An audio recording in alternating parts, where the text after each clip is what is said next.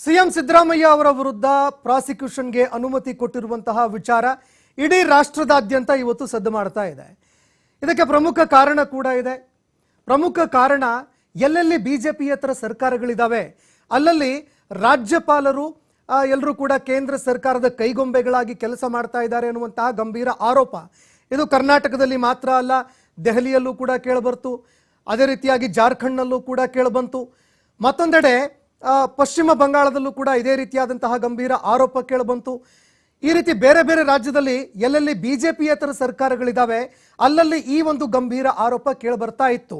ಈಗ ಈ ಒಂದು ವಿಷಯ ಅಂದ್ರೆ ರಾಜ್ಯಪಾಲರ ಒಂದು ಕಚೇರಿಯನ್ನ ದುರ್ಬಳಕೆ ಮಾಡಿಕೊಂಡಿರುವಂತಹ ವಿಚಾರ ಏನಿದೆ, ಇದಕ್ಕೆ ಸಂಬಂಧಪಟ್ಟಂತೆ ವಿಪಕ್ಷಗಳಿಗೆ ಒಂದು ಪ್ರಬಲ ಅಸ್ತ್ರ ಈಗ ಬೇಕಾಗಿರುವಂಥದ್ದು. ಒಂದು ವೇಳೆ ಈ ಒಂದು ಪ್ರಕರಣದಲ್ಲಿ ರಾಜ್ಯಪಾಲರಿಗೆ ಹಿನ್ನಡೆ ಆಗಿದ್ದೇ ಆದರೆ ಆಗ ಖಂಡಿತವಾಗಿಯೂ ಕೂಡ ವಿಪಕ್ಷಗಳಿಗೆ ಒಂದು ಪ್ರಬಲವಾಗಿರುವಂತಹ ಅಸ್ತ್ರ ಸಿಕ್ಕಂತಾಗತ್ತೆ. ಇನ್ನು ಮತ್ತೊಂದೆಡೆ ಒಂದು ವೇಳೆ ಸಿಎಂ ಸಿದ್ದರಾಮಯ್ಯ ಅವರ ವಿರುದ್ಧವಾಗಿ ಏನಾದರೂ ಇಲ್ಲಿ ಈ ಒಂದು ಸಂಪೂರ್ಣ ವಾದ ವಿವಾದ ಏನು ಪ್ರಕರಣದ ವಿಚಾರಣೆ ನಡೀತಾ ಇದೆ, ಇದರ ತೀರ್ಪೇನಾದರೂ ಬಂದಿದ್ದೇ ಆದರೆ ಆಗ ಸಿಎಂ ಸಿದ್ದರಾಮಯ್ಯ ಅವರ ವಿಷಯಕ್ಕೆ ಸಂಬಂಧಪಟ್ಟಂತೆ ಒಂದು ತನಿಖೆ ಕೂಡ ಆಗುತ್ತೆ. ತನಿಖೆಯಲ್ಲಿ ಏನಾಗುತ್ತೆ ಅದನ್ನ ಮುಂದಿನ ಹಂತದಲ್ಲಿ ಕಾದು ನೋಡಬೇಕಾಗತ್ತೆ. ಆದರೆ ವಿಪಕ್ಷಗಳೇನಿದಾವೆ, ಕೇಂದ್ರ ಸರ್ಕಾರದ ವಿರುದ್ಧ ಗಂಭೀರವಾಗಿ ಆರೋಪವನ್ನ ಮಾಡಲಾಗ್ತಾ ಇತ್ತು. ದೆಹಲಿಯಲ್ಲಿ ಏನಾಯಿತು ಅದನ್ನು ಕೂಡ ನೋಡಿದ್ವಿ. ಇತ್ತ ಜಾರ್ಖಂಡ್ನಲ್ಲಿ ಏನಾಯಿತು, ಅತ್ತ ಪಶ್ಚಿಮ ಬಂಗಾಳದಲ್ಲಿ ಏನಾಯಿತು, ಇತ್ತ ಕೇರಳದಲ್ಲೂ ಕೂಡ ಏನಾಯಿತು ಅದನ್ನು ಕೂಡ ನೋಡಿದ್ದೀವಿ. ಈ ರೀತಿ ಬೇರೆ ಬೇರೆ ರಾಜ್ಯಗಳು, ತಮಿಳುನಾಡಿನಲ್ಲೂ ಕೂಡ ಇದೇ ರೀತಿಯಾದಂತಹ ಒಂದು ಪರಿಸ್ಥಿತಿ ಎದುರಾಗಿತ್ತು. ಪ್ರಮಾಣ ವಚನ ಸ್ವೀಕಾರ ಮಾಡುವಂತಹ ಸಂದರ್ಭದಲ್ಲೇ ರಾಜ್ಯಪಾಲರು ತಮ್ಮ ವಿವೇಚನೆಯನ್ನು ಬಳಸಿಕೊಂಡು ಇಲ್ಲ, ನಾನು ಯಾವುದೇ ಕಾರಣಕ್ಕೂ ಕೂಡ ಪ್ರಮಾಣ ವಚನವನ್ನ ಬೋಧಿಸೋದಿಲ್ಲ ಅನ್ನುವಂತಹ ಒಂದು ವಿಚಾರವನ್ನ ಪ್ರಚುರಪಡಿಸಿದ್ರು. ಆ ವಿಚಾರಕ್ಕೆ ಸಂಬಂಧಪಟ್ಟಂತೆ ಕೋರ್ಟ್ಗೂ ಕೂಡ ಹೋದ್ರು. ಸುಪ್ರೀಂ ಕೋರ್ಟ್ನಲ್ಲಿ ಭಾರಿ ಹಿನ್ನಡೆ ಕೂಡ ಆಯಿತು ರಾಜ್ಯಪಾಲರಿಗೆ. ಈ ರೀತಿ ಬೇರೆ ಬೇರೆ ರಾಜ್ಯಗಳಲ್ಲಿ ಹಿನ್ನಡೆ ಆಗಿದೆ. ಇನ್ನೂ ಕೆಲವೆಡೆ ರಾಜ್ಯಪಾಲರ ಪರವಾಗಿ ತೀರ್ಪು ಬಂದಿದೆ. ಆದರೆ ಈ ಒಂದು ಪ್ರಕರಣದಲ್ಲಿ ಏನಾಗುತ್ತೆ ಅದನ್ನ ನೋಡಬೇಕಾಗತ್ತೆ. ಯಾಕಂದ್ರೆ ಸಿಎಂ ಸಿದ್ದರಾಮಯ್ಯ ಅವರ ವಿರುದ್ಧ ನೇರ ಸಾಕ್ಷ್ಯಗಳು, ಹೌದು ಸಿಎಂ ಸಿದ್ದರಾಮಯ್ಯ ಅವರು ಇದರಲ್ಲಿ ಭಾಗಿಯಾಗಿದ್ದಾರೆ. ಸಿಎಂ ಸಿದ್ದರಾಮಯ್ಯ ಅವರು ತಮ್ಮ ಒಂದು ಪ್ರಭಾವವನ್ನು ಬಳಸಿಕೊಂಡು ಸೈಟ್ಗಳನ್ನು ತೆಗೆದುಕೊಂಡಿದ್ದಾರೆ ಅಂತ ಯಾವುದೇ ಸಾಕ್ಷ್ಯಾಧಾರಗಳು ಬಹುತೇಕವಾಗಿ ಕಂಡು ಬರ್ತಾ ಇಲ್ಲ. ಯಾಕಂದ್ರೆ ತುಷಾರ್ ಮೆಹ್ತಾ ಅವರು ಮೊದಲಿಗೆ ಹೇಳ್ತಾ ಇದ್ರು, ಇಲ್ಲಿ ಮೇಲ್ನೋಟಕ್ಕೆ ಏನು ಕಂಡು ಬರುತ್ತೆ ಅದನ್ನ ನೀವು ಕೂಡ ನೋಡಬೇಕಾಗತ್ತೆ ಮಾನ್ಯ ನ್ಯಾಯಮೂರ್ತಿಗಳೇ. ಈ ಮಾತನ್ನ ಅವರು ಕೂಡ ಹೇಳ್ತಾ ಇದ್ರು. ಇದೇ ಕಾರಣಕ್ಕೆ ಪ್ರಬಲ ಸಾಕ್ಷ್ಯಗಳನ್ನು ಒದಗಿಸುವಲ್ಲಿ ಎಲ್ಲೋ ಒಂದೆಡೆ ವಿಫಲವಾಗ್ತಾ ಇದೆ ಅನ್ನುವಂಥದ್ದು ಒಂದೆಡೆ. ಆದರೆ ಮತ್ತೊಂದೆಡೆಯಲ್ಲಿ ನ್ಯಾಯಮೂರ್ತಿಗಳು ಯಾವ ಹಂತಕ್ಕೆ ತಲುಪ್ತಾರೆ ಅನ್ನುವಂಥದ್ದನ್ನ ನೋಡಬೇಕಾಗತ್ತೆ. ಯಾಕಂದ್ರೆ ಎಲ್ಲವೂ ವಿವೇಚನೆಗೆ ಇಲ್ಲಿ ಬರೋದಿಲ್ಲ. ಗವರ್ನರ್ ಪರವಾಗಿ ತುಷಾರ್ ಮೆಹ್ತಾ ಅವರು ವಾದ ಮಂಡನೆ ಸತತ 2 ಗಂಟೆಗಳ ಕಾಲ ತುಷಾರ್ ಮೆಹ್ತಾ ಅವರು ತಮ್ಮ ವಾದ ಮಂಡನೆ ಮಾಡಿದ್ದಾರೆ. ಹೈಕೋರ್ಟ್ ಏಕಸದಸ್ಯ ಪೀಠದಲ್ಲಿ ನಡೀತಾ ಇರುವಂತಹ ವಿಚಾರಣೆ ಇದು. ಹೈಕೋರ್ಟ್ನ ಏಕಸದಸ್ಯ ಪೀಠ, ನ್ಯಾಯಮೂರ್ತಿ ನಾಗಪ್ರಸನ್ನ ಅವರ ಪೀಠದಲ್ಲಿ ನಡೀತಾ ಇರುವಂತಹ ಒಂದು ವಿಚಾರಣೆ ಇದು. ಸತತ 2 ಗಂಟೆಗಳ ಕಾಲ ತುಷಾರ್ ಮೆಹ್ತಾ ತಮ್ಮ ವಾದ ಮಂಡನೆ ಮಾಡಿದ್ದಾರೆ. ಹೈಕೋರ್ಟ್ನ ಏಕಸದಸ್ಯ ಪೀಠ ನ್ಯಾಯಮೂರ್ತಿ ನಾಗಪ್ರಸನ್ನ ಅವರ ಮುಂದೆ ತಮ್ಮ ವಾದವನ್ನ ಮಂಡನೆ ಮಾಡಿದ್ದಾರೆ. ಇನ್ನು ಗವರ್ನರ್ ಪರವಾಗಿ ಏನೆಲ್ಲ ವಿಚಾರವನ್ನ ಹೇಳಬೇಕಾಗಿತ್ತು ಆ ಎಲ್ಲ ವಿಚಾರಗಳನ್ನ ಹೇಳಿದ್ದಾರೆ. ಸತತ 2 ಗಂಟೆಗಳ ಕಾಲ ಅವರು ಈ ಒಂದು ವಿಚಾರಕ್ಕೆ ಸಂಬಂಧಪಟ್ಟಂತೆ ತಮ್ಮ ವಾದವನ್ನ ಮಂಡನೆ ಮಾಡಿದ್ದಾರೆ. ಯಾವ ಕಾರಣಕ್ಕಾಗಿ ಇಲ್ಲಿ ವಿವೇಚನೆ ಅನ್ನುವಂಥದ್ದು ಇದೆಯಲ್ಲ, ಅಂದ್ರೆ ರಾಜ್ಯಪಾಲರು ತಮ್ಮ ವಿವೇಚನೆಯನ್ನ ಬಳಕೆ ಮಾಡಿಕೊಳ್ಳುವಂಥದ್ದು, ರಾಜ್ಯಪಾಲರಿಗೆ ಇರುವಂತಹ ಒಂದು ಪವರ್ ಏನಿದೆ, ಅದರ ಒಂದು ಪರಿಧಿ ಏನಿದೆ, ಇದೆಲ್ಲದಕ್ಕೂ ಸಂಬಂಧಪಟ್ಟಂತೆ ಇಲ್ಲಿ ವಾದವನ್ನ ಮಂಡನೆ ಮಾಡಿದ್ರು.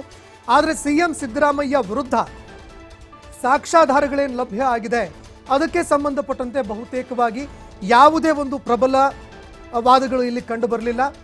ಆದರೆ ಈ ಒಂದು ವಿಷಯಕ್ಕೆ ಸಂಬಂಧಪಟ್ಟಂತೆ ರಾಜ್ಯಪಾಲರ ಒಂದು ಅಧಿಕಾರ ಏನಿದೆ, ರಾಜ್ಯಪಾಲರ ಒಂದು ವಿವೇಚನೆ ಏನಿದೆ, ರಾಜ್ಯಪಾಲರಿಗೆ ಸಿಎಂ ವಿರುದ್ಧ ಪ್ರಾಸಿಕ್ಯೂಷನ್ಗೆ ಅನುಮತಿ ಕೊಡುವಂತಹ ಒಂದು ವಿವೇಚನೆ ಏನಿದೆ, ಅವರ ಅಧಿಕಾರ ಏನಿದೆ, ಅದಕ್ಕೆ ಸಂಬಂಧಪಟ್ಟಂತೆ ಸಂಕ್ಷಿಪ್ತವಾಗಿ ಅದೇ ರೀತಿಯಾಗಿ ಸಂಪೂರ್ಣವಾಗಿ ವಿಸ್ತೃತವಾಗಿ ಎಲ್ಲವನ್ನೂ ಕೂಡ ತುಷಾರ್ ಮೆಹ್ತಾ ಅವರು ನ್ಯಾಯಮೂರ್ತಿಗಳಾಗಿರುವಂತಹ ನಾಗಪ್ರಸನ್ನ ಅವರ ಮುಂದೆ ವಿವರಣೆ ಕೊಡುವಂತಹ ಕೆಲಸವನ್ನ ಮಾಡಿದ್ದಾರೆ. ನೋಡಿ, ಈ ಪ್ರಕರಣಕ್ಕೆ ಸಂಬಂಧಪಟ್ಟಂತೆ ಇವರೇನು ಅಂದ್ರೆ ರಾಜ್ಯಪಾಲರು ತೆಗೆದುಕೊಂಡಿರುವಂತಹ ನಿರ್ಧಾರ ಸರಿ ಇದೆ. ಇನ್ನು ಇವರೇನು ಕ್ಯಾಬಿನೆಟ್ ನಡೆಸಿದ್ವಿ ಅಂತ ಏನು ಹೇಳ್ತಾ ಇದ್ರು, ಆ ಕ್ಯಾಬಿನೆಟ್ನ ಪರಿಗಣಿಸಲೇಬೇಕಂತೇನಿಲ್ಲ. ಇನ್ನು ಆರ್ಟಿಕಲ್ 163 2 ಅಂತ ಏನು ಬರುತ್ತೆ ಸಬ್ ಆರ್ಟಿಕಲ್ಲು, ಇದರಲ್ಲಿ ರಾಜ್ಯಪಾಲರ ಒಂದು ವಿವೇಚನೆ ಬಗ್ಗೆಯೂ ಕೂಡ ಅವರು ಮಾತನಾಡಿದ್ದಾರೆ. ಈ ಒಂದು ಆರ್ಟಿಕಲ್ನ ಅಡಿಯಲ್ಲಿ ರಾಜ್ಯಪಾಲರು ಏನು ನಿರ್ಣಯ ಕೈಗೊಳ್ತಾರೆ, ರಾಜ್ಯಪಾಲರು ಈ ಒಂದು ಪ್ರಾಸಿಕ್ಯೂಷನ್ಗೆ ಕೊಡುವಂತಹ ಪ್ರಕ್ರಿಯೆ ಏನಿದೆ ಅದರಲ್ಲಿ ಅವರ ವಿವೇಚನೆಗೆ ಬಿಟ್ಟಿದ್ದು, ಅಂದರೆ ಕೊಡಬೇಕಾ ಕೊಡಬಾರ್ದಾ ಆ ನಿರ್ಧಾರವನ್ನು ಅವರು ಸ್ವತಂತ್ರವಾಗಿ ತೆಗೆದುಕೊಳ್ಳಬಲ್ಲರು, ಆ ಅಧಿಕಾರ ಅವರಿಗಿದೆ. ಈ ವಿಷಯವನ್ನು ಅವರು ಮನಗಾಣಿಸುವಂತಹ ಕೆಲಸವನ್ನು ಮಾಡಿದ್ದಾರೆ. ಆದರೆ ರಾಜ್ಯಪಾಲರು ಪ್ರಶ್ನೆಗೆ ಒಳಪಡೋದಿಲ್ಲ. ರಾಜ್ಯಪಾಲರಿಗೆ ಇದಕ್ಕೆ ಸಂಬಂಧಪಟ್ಟಂತೆ ಪ್ರಶ್ನೆ ಮಾಡೋದಕ್ಕಾಗಲ್ಲ. ಈ ವಿಷಯವನ್ನ ಅಭಿಷೇಕ್ ಮನು ಸಿಂಘ್ವಿ ಅವರೇನು ವಾದವನ್ನು ಮಂಡನೆ ಮಾಡಿದ್ರು ಆ ವಿಚಾರಕ್ಕೆ ಸಂಬಂಧಪಟ್ಟಂತೆ ಕೂಡ ತುಷಾರ್ ಮೆಹ್ತಾ ಅವರು ಮಾತನಾಡಿದ್ದಾರೆ. ಏನದು PC ಕಾಯ್ದೆ 17A ಅಡಿಯಲ್ಲಿ ಪೂರ್ವಾನುಮತಿ ಬೇಕು ಅನ್ನುವಂಥದ್ದೇನಿತ್ತಲ್ಲ ಆ ವಿಷಯವನ್ನು ಕೂಡ ಬಹಳಷ್ಟು ವಿಸ್ತೃತವಾಗಿ ಅವರು ಹೇಳ್ತಾ ಹೋದರು. 17A ಅಡಿಯಲ್ಲಿ ಮಾನದಂಡ ಪಾಲನೆ ಆಗದೇ ಇದ್ರೂ ಕೂಡ ಪ್ರಾಸಿಕ್ಯೂಷನ್ಗೆ ಅನುಮತಿ ಕೊಟ್ಟಿದ್ದಾರೆ ಮಾನ್ಯರೇ ಅಂತ ಅಭಿಷೇಕ್ ಮನು ಸಿಂಘ್ವಿ ವಾದ ಮಂಡನೆ ಮಾಡಿದ್ರು. ಇದರಲ್ಲಿ ನಿಯಮಗಳನ್ನು ಸರಿಯಾಗಿ ಪಾಲನೆ ಮಾಡಿಲ್ಲ ಅನ್ನುವಂತಹ ಒಂದು ವಾದವನ್ನು ಅಭಿಷೇಕ್ ಮನು ಸಿಂಘ್ವಿ ಮಂಡನೆ ಮಾಡಿದ್ರು. ಇದಕ್ಕೆ ಸಂಬಂಧಪಟ್ಟಂತೆ ತುಷಾರ್ ಮೆಹ್ತಾ ಅವರು ಕೂಡ ಬಹಳಷ್ಟು ಪ್ರಬಲವಾಗಿ ವಾದ ಮಂಡನೆ ಮಾಡಿದ್ದಾರೆ. ಈ ಒಂದು ಪ್ರಕರಣಕ್ಕೆ ಸಂಬಂಧಪಟ್ಟಂತೆ CM ಸಿದ್ದರಾಮಯ್ಯ ಅವರ ಒಂದು ವಿರುದ್ಧ 3 ಪ್ರಕರಣಗಳು 3 ಪ್ರಕರಣಗಳು ಅವರ ವಿರುದ್ಧ ದಾಖಲಾಗ್ತವೆ. ರಾಜ್ಯಪಾಲರ ಬಳಿಯಲ್ಲಿ 3 ಪ್ರಕರಣಗಳು ಬರುತ್ತೆ. ಆ 3 ಪ್ರಕರಣಗಳಿಗೆ ಸಂಬಂಧಪಟ್ಟಂತೆ ರಾಜ್ಯಪಾಲರು 3 ಕೂಡ ಯಾವ ಒಂದು ವಿಚಾರಕ್ಕೆ ಸಂಬಂಧಪಟ್ಟಂತೆ ಈ ಪ್ರಕರಣಗಳಿದ್ದಾವೆ, ದೂರುಗಳಿದ್ದಾವೆ ಅಂತ ನೋಡ್ತಾರೆ. ಇದರಲ್ಲಿ ಒಂದೇ ಒಂದು ವಿಷಯ, ಅದು ಮುಡಾ ಹಗರಣಕ್ಕೆ ಬಂದಂತಹ ಸಂದರ್ಭದಲ್ಲಿ ಆ 3 ಪ್ರಕರಣಗಳಿಗೆ ಸಂಬಂಧಪಟ್ಟಂತೆ ಒಂದು ನೋಟಿಸ್ ಕೊಟ್ಟಿದ್ದಾರೆ. ಎಲ್ಲ ಒಂದು ಪ್ರಕರಣದಲ್ಲೂ ಕೂಡ ನೋಟಿಸ್ ಕೊಡಬೇಕಂತೇನಿಲ್ಲ. ಇನ್ನು ಈ ನೋಟಿಸ್ ಕೊಡಬೇಕಾದ್ರೆ ಪ್ರಾಸಿಕ್ಯೂಷನ್ಗೆ ಅನುಮತಿ ಕೊಡಬೇಕಾದ್ರೆ ಪ್ರಾಸಿಕ್ಯೂಷನ್ಗೆ ಅನುಮತಿ ಕೇಳ್ತಾ ಇರುವಂತಹ ವ್ಯಕ್ತಿಗಳೇನಿರ್ತಾರೆ ಅವರು ದೂರು ಕೊಟ್ಟಿರ್ತಾರೆ, ರಾಜ್ಯಪಾಲರು ಕೊಡ್ತಾರೆ ಪ್ರಾಸಿಕ್ಯೂಷನ್ಗೆ ಅನುಮತಿ. ಆದರೆ ಏನಕ್ಕೆ ಕೊಟ್ರಿ ಅನ್ನುವಂಥದ್ದು ಇದೆಯಲ್ಲ ಅದಕ್ಕೆ ಅವರು ಉತ್ತರ ಕೊಡುವಂತಹ ಅವಶ್ಯಕತೆ ಇಲ್ಲ. ನೀವು ಹೇಳ್ತಾ ಇದ್ರಲ್ವಾ 17A ಅಡಿ ಪೂರ್ವಾನುಮತಿ ಬೇಕು, ಯಾರು ಅನುಮತಿ ತಗೊಂಡಿದ್ರಿ ನೀವು? ಇನ್ನು 17A ಅಡಿಯಲ್ಲಿ ಮಾನದಂಡಗಳ ಪಾಲನೆ ಆಗಿಲ್ಲ ಇದೆಲ್ಲ ಹೇಳ್ತಾ ಇದ್ರಲ್ವಾ, ಏನು ಸಾಕ್ಷ್ಯಾಧಾರಗಳಿದೆ?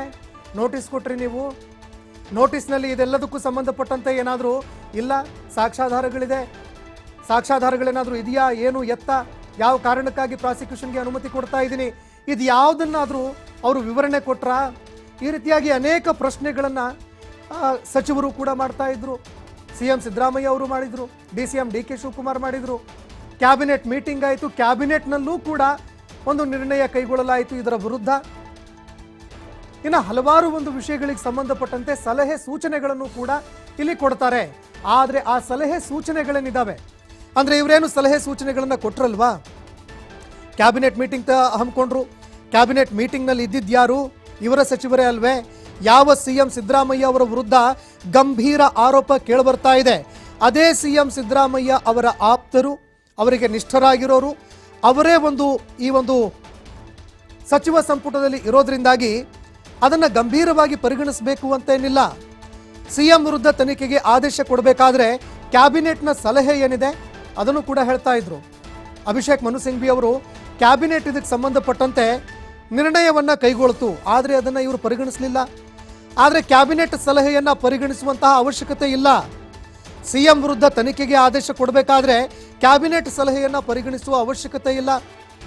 ಕ್ಯಾಬಿನೆಟ್ನಲ್ಲಿ CM ಅವರು ಭಾಗವಹಿಸಿಲ್ಲ ಅಂತ ಇವರು ಹೇಳ್ತಾರೆ. ಆದರೆ ಕ್ಯಾಬಿನೆಟ್ನಲ್ಲಿ ಅವರು ಭಾಗವಹಿಸದೇ ಇದ್ರೆ ಏನಾಯಿತು? ಯಾರನ್ನ ಸಚಿವರನ್ನಾಗಿ ನೇಮಕ ಮಾಡಿದ್ದಾರೆ, ಯಾರು ಇವರಿಗೆ ನಿಷ್ಠರಾಗಿದ್ದಾರೆ ಅವರೇ ಆ ಒಂದು ಕ್ಯಾಬಿನೆಟ್ನಲ್ಲಿ ಇರೋದು.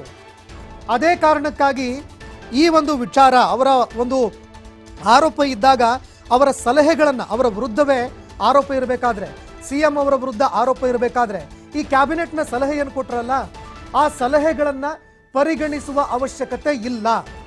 ಕೊಡ್ತಾರೆ ಅವರು, ನಿರ್ಣಯವನ್ನು ಕೂಡ ಕೈಗೊಳ್ಳುತ್ತಾರೆ. ಆದರೆ ಇದೆಲ್ಲವೂ ಕೂಡ ಯಾರು ರಾಜ್ಯಪಾಲರಿದ್ದಾರೆ, ರಾಜ್ಯಪಾಲ ಥಾವರ್ ಚಂದ್ ಗೆಹ್ಲೋಟ್ ಅವರು, ಅವರ ವಿವೇಚನೆಗೆ ಬಿಟ್ಟಿರುವಂಥದ್ದು ಅಂತ ಸತತ 2 ಗಂಟೆಗಳ ಕಾಲ ತುಷಾರ್ ಮೆಹ್ತಾ ಅವರು ತಮ್ಮ ವಾದ ಮಂಡನೆ ಮಾಡಿದ್ರು. ಇನ್ನು ಈ ಒಂದು ವಿಷಯಕ್ಕೆ ಸಂಬಂಧಪಟ್ಟಂತೆ ಪ್ರತಿವಾದವನ್ನು ಏನಾದರೂ ಮಂಡನೆ ಮಾಡ್ತಾರಾ ಅನ್ನುವಂಥದ್ದನ್ನು ಕೂಡ ಕಾದು ನೋಡಬೇಕಾಗತ್ತೆ.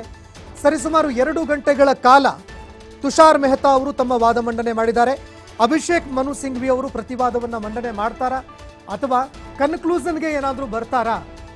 ಅದನ್ನು ಕೂಡ ನೋಡಬೇಕಾಗತ್ತೆ.